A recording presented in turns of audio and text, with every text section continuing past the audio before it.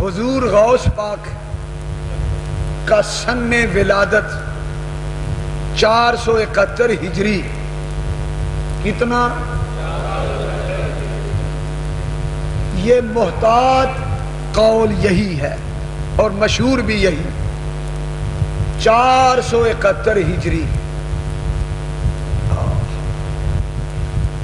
اب لفظ عشق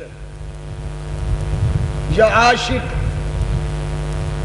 اس کے حروف ابجد نکالو، وہ بھی بنتے ہیں 471۔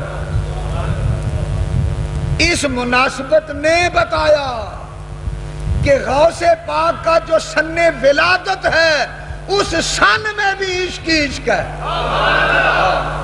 سن ولادت عشق ہے، سن ولادت۔ اور اگر آپ حساب کر لو گھر بیٹھ کے آرام سے، اگر کسی کو حروف ابجد کا علم ہے تو حساب کر لینا، جو سن آپ کی ولادت کا ہے اس میں عشق ہے،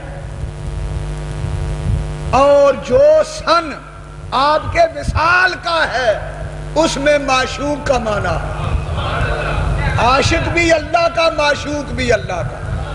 معشوق الہی کے جتنے عدد بنتے ہیں وہ عدد آپ کے سن وصال کے عدد ہیں۔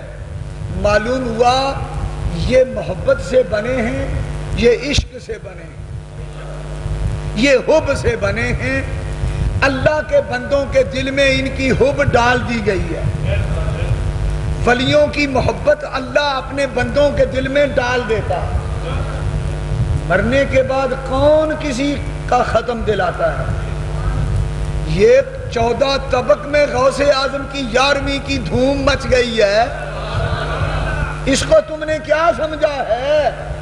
یہ اللہ نے اپنی مخلوق کے دل میں غوث کی محبت ڈال دی ہے۔